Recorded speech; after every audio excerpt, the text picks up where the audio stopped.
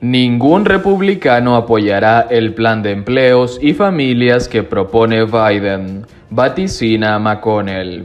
Sin embargo, el líder de la minoría republicana en el Senado asegura que podrían llegar a un acuerdo por $600 millones, que es menos de la sexta parte del monto que aspira la Casa Blanca. El plan para empleos y el plan para las familias del que habló el presidente Joe Biden en su primer mensaje al Congreso la semana pasada no parece que vaya a lograr apoyos entre el Partido Republicano, de acuerdo con el estimado que hizo el líder de la minoría en el Senado, Mitch McConnell. Pienso que vale la pena hablar de eso, pero no creo que vaya a haber algún apoyo republicano. Ninguno. Cero. Para el saco sin fondo de $4,1 billones, trillones en inglés, que incluye infraestructura pero un monto de otras cosas, dijo McConnell durante una rueda de prensa en Kentucky, el estado que representa en la Cámara Alta.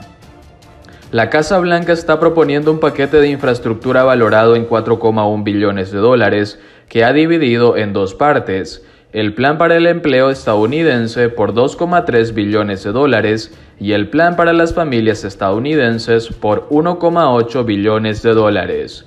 Las propuestas contemplan inversiones en puentes, carreteras, aeropuertos o banda ancha de Internet, puntos tradicionales de infraestructura, pero también financiamiento para cuidados de salud, desarrollo de energía limpias, escuelas públicas y manufacturas. De hecho, algunos republicanos consideran que se trata del llamado Nuevo Pacto Verde, Green New Deal, propuesto por los demócratas hace un par de años y que ellos critican fuertemente por considerar que compromete el vigor de la economía estadounidense para el cumplimiento de una política medioambientales, cuyo basamento científico rechazan. McConnell parece indicar que su partido estaría dispuesto a superar el monto de $600 millones que consideran que corresponde a infraestructura. Si se trata de infraestructura, hagámoslo sobre infraestructura, dijo el senador. Además del monto, hay un debate entre los partidos sobre cómo se financiarán los paquetes. La Casa Blanca plantea una combinación de aumento de impuestos a los más ricos, grandes corporaciones y operaciones de capital, pero McConnell advirtió que revisa la ley de recortes de impuestos de 2017 no será un punto de partido en eventuales negociaciones. Esa legislación redujo sustancialmente los impuestos a las ganancias corporativas, llevándolos a un 21%. Es posible que los demócratas deban aprobar gran parte del plan bajo la figura de reconciliación, la misma que usaron para aprobar el plan de rescate para el coronavirus y que les permite prescindir de los 60 votos requeridos en el Senado. ¿Es Joe Biden el nuevo Roosevelt de la política en Estados Unidos? La retórica y primeras acciones del presidente de Estados Unidos, Joe Biden, parecieran ir en sintonía con las del expresidente Franklin Delano Roosevelt. Restablecer la confianza en el país y empujar cambios que benefician a la mayoría y permitan dar el gran salto hacia el siglo XXI que Estados Unidos aún no ha dado se pueden ver como un paralelo entre los presidentes demócratas. Las comparaciones comenzaron desde el primer día que Biden ingresó a la Casa Blanca, pero esta semana, tras su primer gran discurso ante una sesión conjunta del Congreso, se volvieron inevitables. Biden, por su tono y ambiciones, está emulando a Roosevelt, el mítico mandatario que sacó al país de una de las peores crisis en la historia durante el siglo pasado y que en el proceso redefinió el rol del gobierno y la democracia en la vida de los estadounidenses. Esa, al menos, fue la lectura que hicieron decenas de expertos y analistas no solo del país, sino del mundo al interpretar las palabras del nuevo presidente y las medidas que ha tomado en los 100 días que lleva como timonel de la Casa Blanca. Jonathan Alter, autor de uno de los libros más famosos sobre Roosevelt, dijo esta semana que Biden estaba emergiendo como su heredero natural. David Yergin, exfuncionario de varias administraciones demócratas a lo largo de estas últimas 4 décadas, apuntó en un reciente artículo: a las múltiples coincidencias que existen entre ambos líderes, mientras que para Eric Rauch, otro historiador que ha estudiado al expresidente en detalle, no hay duda de que Biden está tratando de plantear una presidencia igual de ambiciosa a la que se propuso Roosevelt cuando llegó a la oficina oval. Para Roosevelt, la clave era demostrarle al país y al mundo que la democracia y el gobierno estaban al servicio de la gente. Y ese fue el eje del nuevo contrato, New Deal, el plan que diseñó y que terminó transformando Estados Unidos. En ese sentido, sus intenciones tienen paralelo con las de Roosevelt, afirma Rauch. El mismo Biden, en su intervención ante el Congreso esta semana, hizo énfasis en esta conexión. En otra era, cuando nuestra democracia fue puesta a prueba, Roosevelt nos recordó que en Estados Unidos nosotros hacemos nuestra parte.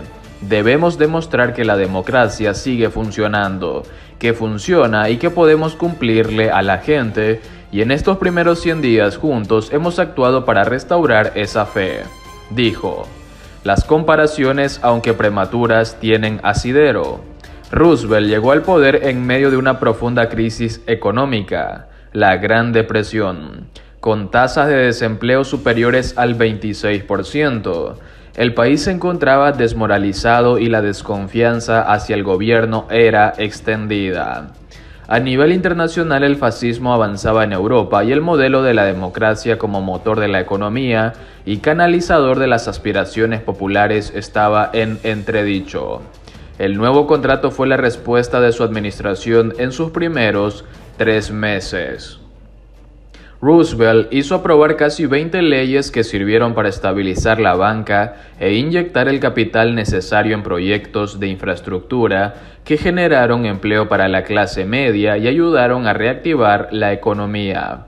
Pero sobre todo fue instrumento para mover una agenda progresista para la época en la que el gobierno intervenía para ajustar las desigualdades en la sociedad. De esa época nació todo el sistema de seguridad social que garantizó pensiones y salud para los jubilados y dio paso a las ideas liberales que marcaron el siglo XX, de un gobierno más intervencionista que opera como garante y árbitro, frente a un capitalismo que hasta ese momento operaba sin muchos controles. Biden heredó una situación similar, con un país en jaque por la crisis económica que desató la pandemia del COVID y que llevó los niveles de desempleo a tasas que se acercaron a las de la Gran Depresión.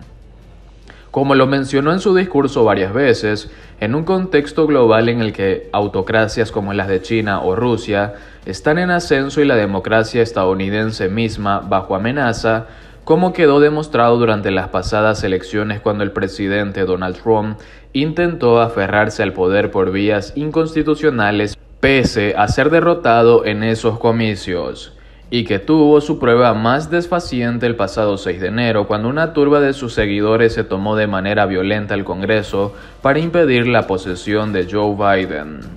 China y otros, dijo el presidente, le están apostando a que la democracia, por su carácter deliberativo, no podrá responder a los retos del siglo XXI, al menos a la velocidad con que un autócrata pueda imponer su voluntad.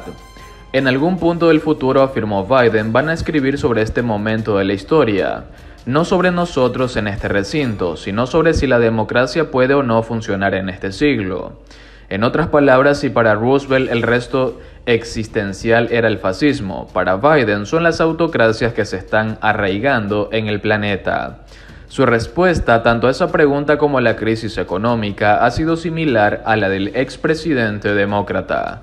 Primero arrancó su mandato con un plan masivo de recuperación por 1,9 billones de dólares que logró aprobar en tiempo récord en el Congreso, que incluye ayudas para las pequeñas y medianas empresas, al igual que cientos de millones de dólares en cheques directos para las familias. A su vez, un impresionante esfuerzo por distribuir las vacunas contra el COVID entre la población, que se ha traducido en la inoculación de más del 50% de la población adulta y que es visto como el comienzo del fin de una pandemia que arrodilló al país.